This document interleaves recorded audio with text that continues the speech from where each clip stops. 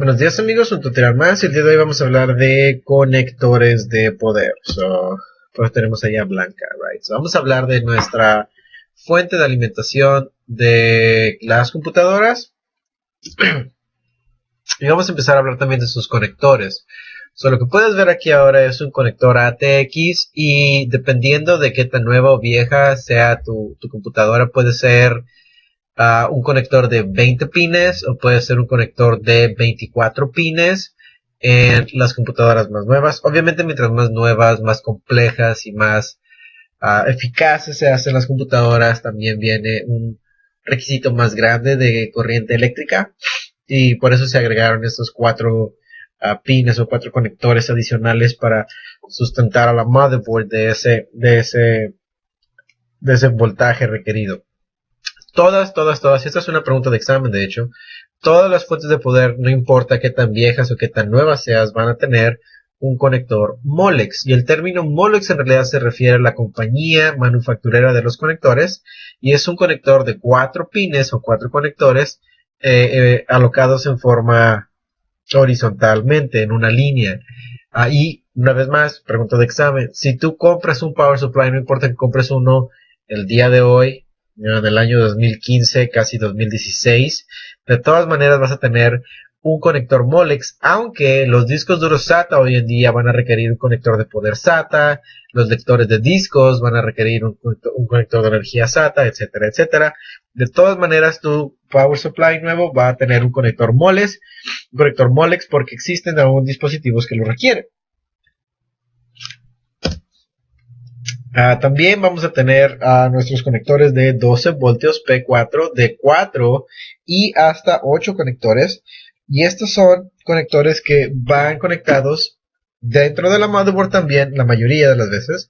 Y están intencionados a dar una cantidad más alta de electricidad a ciertos componentes, generalmente al procesador con el conector de 4 conectores. Por eso lo vas a ver siempre localizado cerca del zócalo. Y aparte también lo vas a ver en otros aparatos, no en otros aparatos, sino otros componentes como tarjetas de video. Y aquí tenemos uno de esos ejemplos. Puedes tener PCIe de 6 o de 8 conectores y es muy similar al conector que hablamos anteriormente de 4 conectores que generalmente va al procesador o cerca del zócalo. También he visto recientemente P4s que tienen 6 conectores que también van intencionados a los procesadores más nuevos, como los Intel Core i7 o i5 de tercera generación. Eso también es muy común. Y vas a ver también tarjetas de video como estas que requieren un conector adicional. La cantidad de energía eléctrica que toman de la motherboard no es suficiente para correr estos dispositivos, así que requieren de un power supply que pueda sustentarlo. Mencioné anteriormente brevemente los conectores de poder SATA y hoy en día los discos duros más nuevos son SATA, tienen una conexión SATA de datos y tienen un conector SATA de poder.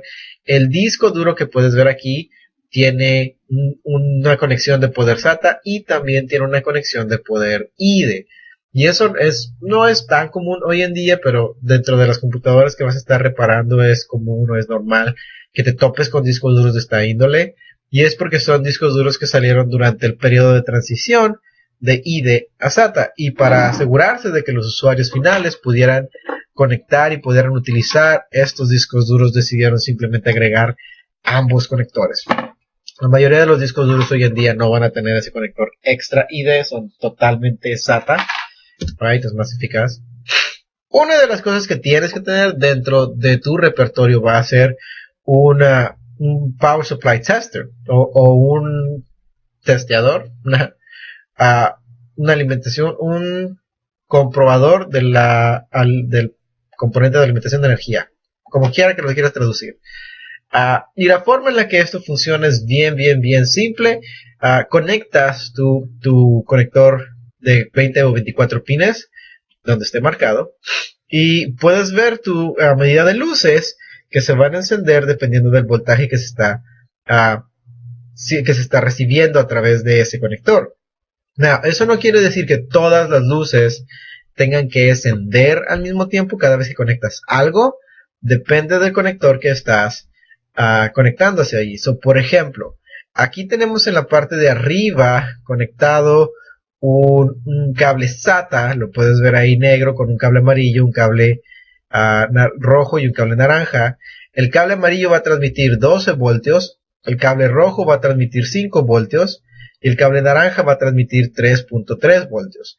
Por eso en el lado izquierdo puedes ver que se están encendiendo las tres luces. Si fuéramos a conectar en lugar de este cable SATA un cable ID que iría aquí abajo donde dice HDD, el cable ID no tiene, el conector ID no tiene ese cable naranja.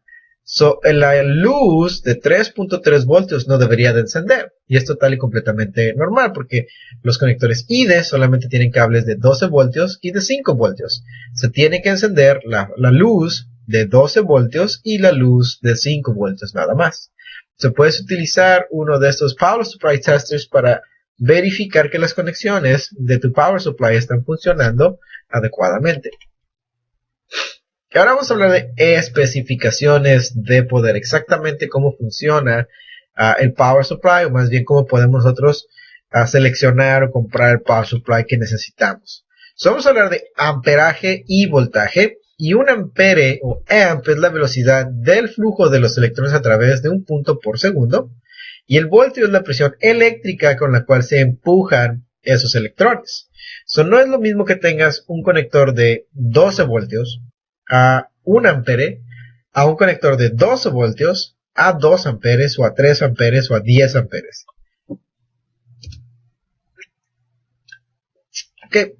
La fórmula que vamos a utilizar va a ser para verificar el wattaje o la medida de poder real en uso, porque cada vez que compras un power supply, la caja va a decir de cuántos watts es cada power supply.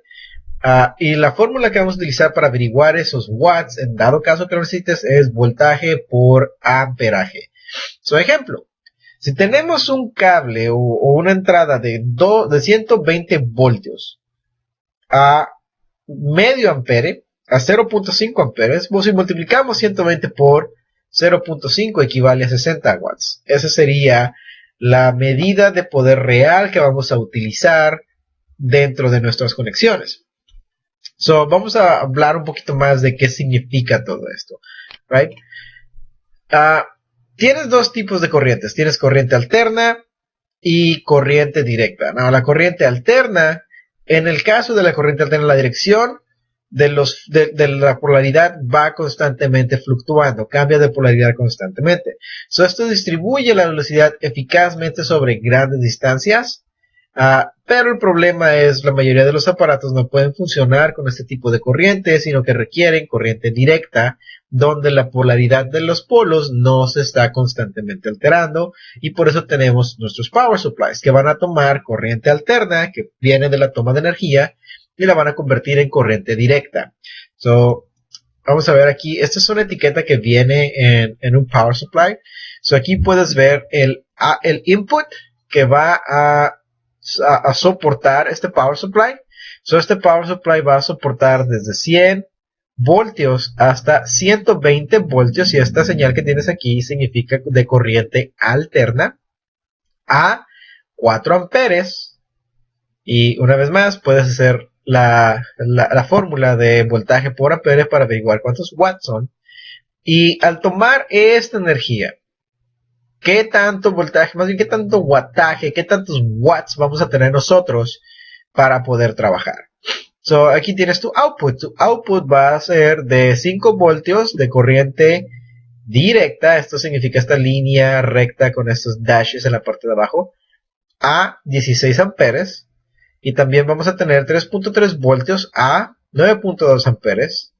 Y aquí tenemos en la parte de abajo nuestro max power, que van a ser 12 voltios de corriente directa a 12 amperes y 12 voltios negativos a 0.22 amperes.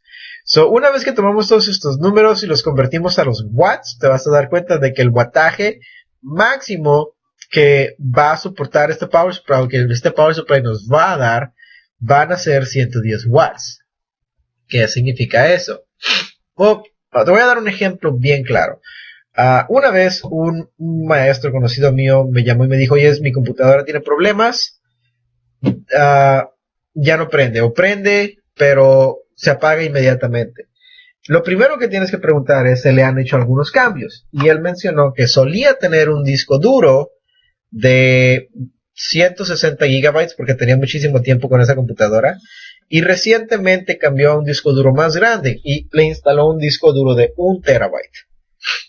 El problema aquí fue, bueno, su power supply era de 250 watts. Funcionaba muy bien con ese disco duro pequeño de 160 gigabytes. Pero una vez que cambió a un disco duro más grande, a un disco duro de 1 terabyte que requiere más wattaje, ese power supply no podía sustentarlo, no podía dar suficiente corriente a la placa madre, al lector de discos, a las memorias RAM, a las tarjetas de video que tiene instaladas y aparte al disco duro que ahora es más grande y requiere más wattaje. So, en el caso, lo que hicimos en este caso fue simplemente ir y cambiar ese power supply. Compramos un power supply más grande de 500 watts. Se instaló y todo perfectamente porque ahora tenemos 500 watts que podemos repartir hacia todos los componentes del equipo. So, es muy importante que sepas las necesidades que tiene tu sistema, qué tantos aparatos o qué tantos componentes externos a la placa madre piensas conectarle. Va a tener un lector de discos, maybe 2, maybe 3, maybe no va a ser de discos de DVDs, va a ser un lector y quemador de discos Blu-ray que va a requerir todavía más wattaje. ¿Cuántos discos duros vas a tener? Vas a tener un disco duro, 2, 3, dependiendo.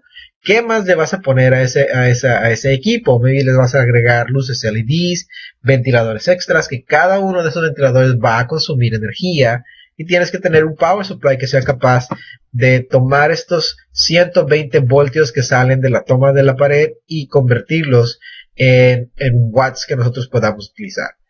Algunas fuentes de voltaje incluyen un switch para configurar la fuente de poder y de hecho aquí lo puedes ver, el switch rojo, 115 voltios es para Norteamérica, para todo el continente, y 230 voltios es para Europa.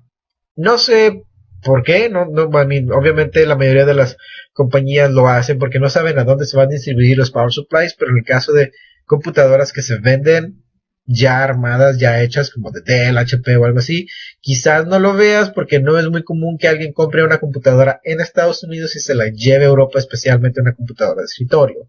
So, en los power supplies que tú compras, que son de otras empresas, que son como de reemplazo para que tú armes un equipo o reemplaces una power supply que se dañó o se quemó, es común que lo veas en las computadoras que son quote unquote, o más bien entre comillas, de marca.